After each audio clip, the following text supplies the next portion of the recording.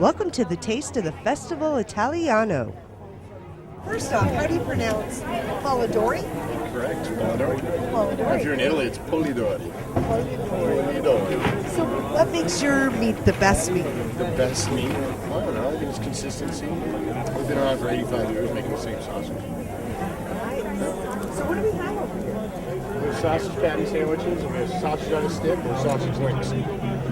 Yeah, now what about I love chorizo. Which one is that? Well, chorizo is a Mexican sausage, actually. We're not going to serve that here at the Italian festival. Gotcha. So this is all Italian. Well, it looks excellent. Is this traditional? Yeah, fried peppers. Sausage and peppers is traditional Italian. Is there a little garlic in there as well? Fried garlic.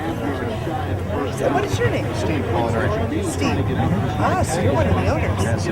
Wow, and your family's been in this business for years.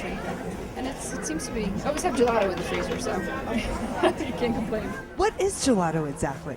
It's an Italian ice cream, and traditionally done, it's less fat, less air, and all natural. Fantastic. So you've been making this for how many years? I've been making it for 10, but I started the company 8 years ago.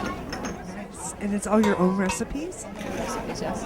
And who did you learn this from? I actually self-taught. I was just looking for an authentic gelato in the States, and I was looking for something that was healthier than, basically just a healthier dessert item. I love sweets, so. I'm with you. I love sweets too, definitely. So what kind of flavors of gelato do you have?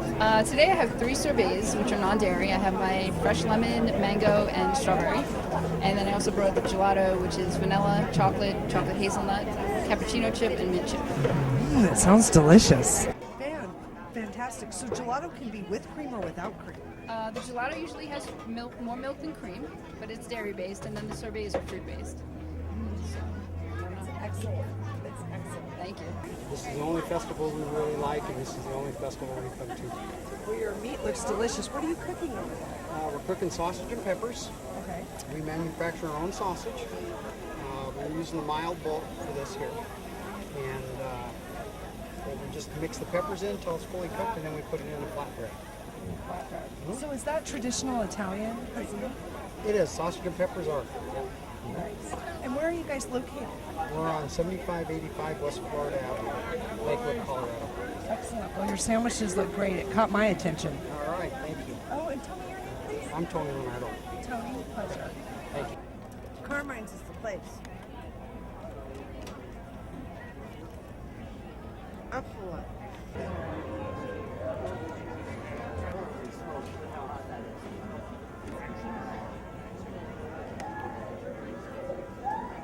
We do. We know who made all of these. We can tell you what family, and we have family members that paint different pieces. And yeah, Fantastic. So tell me a little bit, let's say, about this piece right here. that piece is from a workshop in Florence called Lorenzaccio, and they have made ceramics for I don't know how long, Mom, generations. Yeah, we met them 10 years ago, almost 11 years ago, and that's the workshop actually that started our business. And they do Florentine pieces that are all historically accurate, correct. They research there's patterns. You know, a lot of this stuff has been around for a really long time. So that's one of our favorite. And we know the owner and her son, and we just become friends with them. How many families then do you buy from? Well, maybe eight different fabricas, workshops. Yeah. Depends. We go and if we found somebody new this time that took us about a day to find, and we've never bought from them before, so we drive around and see who we like, and we found some of his pieces in a museum, and they said the painter was nearby, so we went to meet him. And we actually brought in his pieces, and they've all sold. So next time we go, we'll buy from him. He doesn't have a fax or a phone, so we have to knock on his door. We just have to buy his pieces. That is a great story. And how long have you been in this business?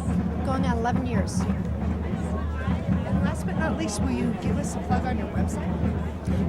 Sure. www.tesoriitalianpottery.com. And how do you spell tesori? Tesori. It means treasure in Italian. Thank you so much. Really appreciate your time. Thank you.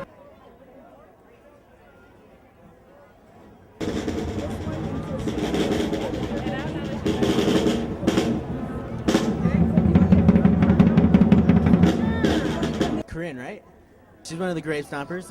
Explain that experience for me. I was stomping on the grapes and I kept on slipping a lot.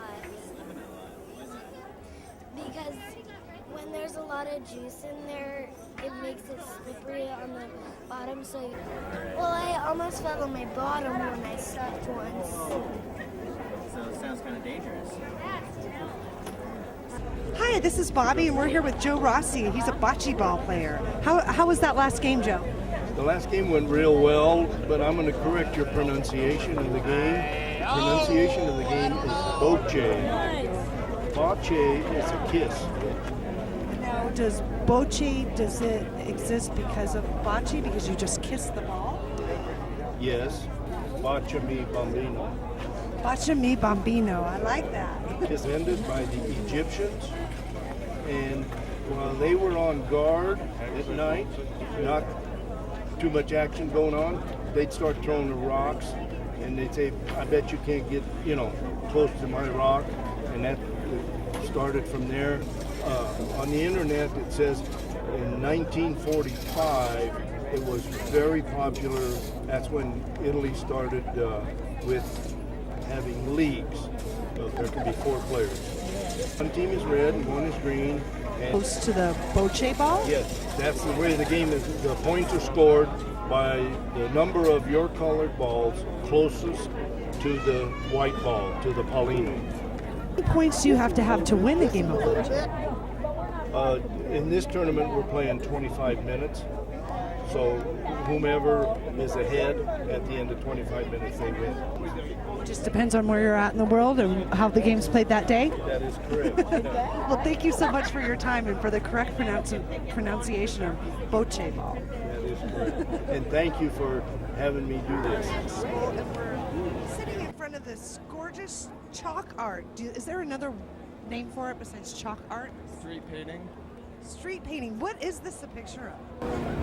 It's from an Italian artist named Nicoletta Ciccoli.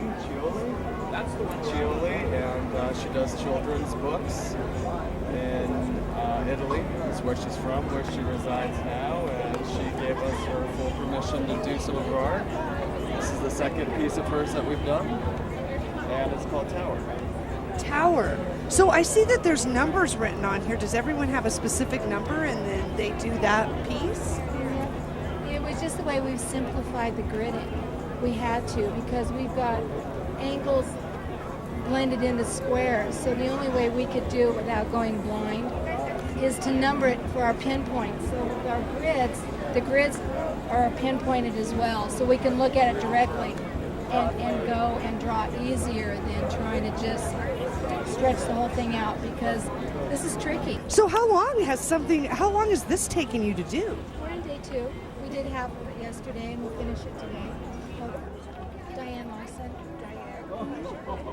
My name's Joe Puddicky.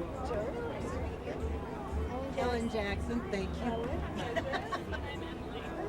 And this is Emily on the end. Well, thank you so much, ladies and gentlemen.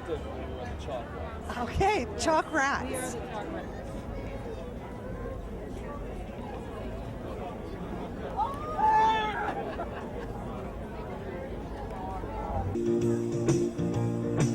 Buonasera, signorina, kiss me goodnight.